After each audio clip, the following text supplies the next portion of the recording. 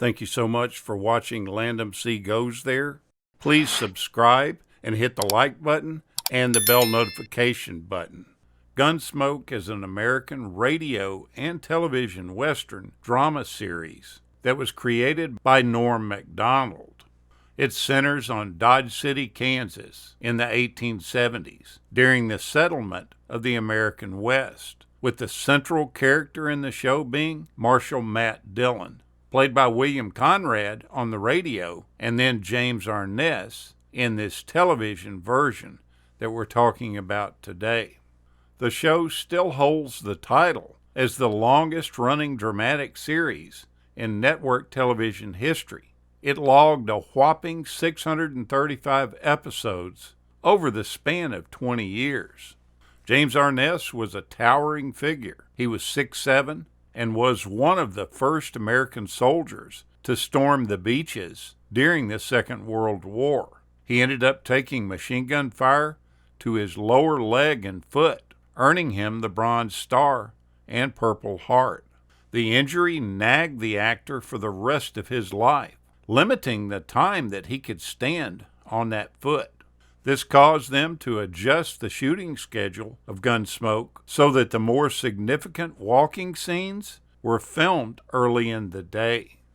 It's interesting that there are 4 senior officers from Star Trek that appear on the show. You can spot Kirk, Spock, Bones, and Scotty in various episodes of the series. James Arness is the only actor to be in every episode of the series. And Milburn Stone, who played Doc, is the only other actor to turn up in all 20 seasons during the show's run.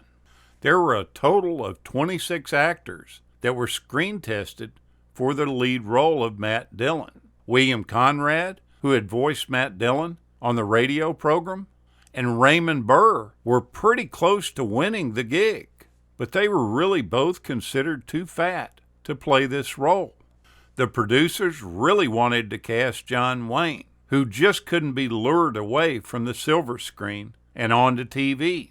But Wayne did him a favor. He recommended his pal James Arness, and he went even farther than that by turning up to introduce the series in the first episode.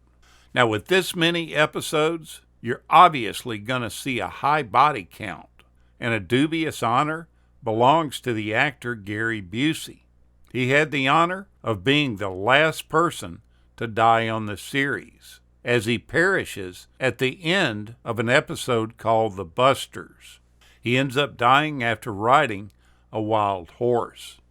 Now, the radio series lasted until 1961. That show continued concurrently, running well into the television run. More than 400 radio episodes were produced in total, and you can actually find them online to listen to.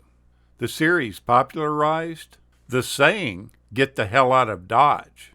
Criminals were often compelled to get the hell out of Dodge because Marshal Dillon didn't make it too pleasant for them. Teens started mimicking the line, and it stuck. Dennis Weaver was the first actor that was cast for the TV show. The boots of Chester were filled before producers could find its main star. Weaver ended up winning an Emmy for the role in 1959, but he left the series in 1964. Ken Curtis had replaced Frank Sinatra as the lead singer of a band. Long before he became the beloved Festus, and before he jumped into the acting profession, Curtis had a very successful singing career.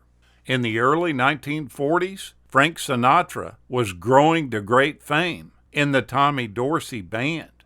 Sinatra eventually broke away for solo glory, and Ken Curtis was the first to fill Sinatra's role in the big band. Now, in 1967, Gunsmoke was in danger of being canceled, as this Saturday night staple slipped out of the top 30. CBS President William Pauly was a fan of the series, although it actually doesn't seem that way later on. He gambled and moved the show to an early Monday primetime slot. It aired at 7:30, which was the home of Gilligan's Island. It was given the axe to make room for Gunsmoke. This move to a different day completely worked, as the Western leaped up to number 4 in the ratings. For 16 years, Doc Adams went without a first name. Finally, producers allowed the actor to pick a first name to go with that surname. Stone selected the name of Galen, inspired by Claudius Galen, a doctor of great renown in ancient Rome and the personal physician to Rome's emperor. Now, you would think after being on the air for 20 seasons, the show would go out in a blaze of glory. But that simply just didn't happen. It disappeared from the schedule. Poof. There was no fanfare, no fond farewell, nothing that stuck around for you to remember Matt Dillon riding off into the sunset. Instead, the final episode that aired was called The Sharecroppers. It was a light-hearted episode, mostly centered around Festus, played by Ken Curtis. That episode was the end of one of the great character actors of all time, Milburn Stone. It was his final turn as Doc on March 31st, 1975, and it would be his last screen role. Stone passed away in 1980 at the age of 75. The crew found out about this cancellation at the very last minute. CBS led them downstream, thinking that there was going to be another year in the show, but then they dropped the axe on the series.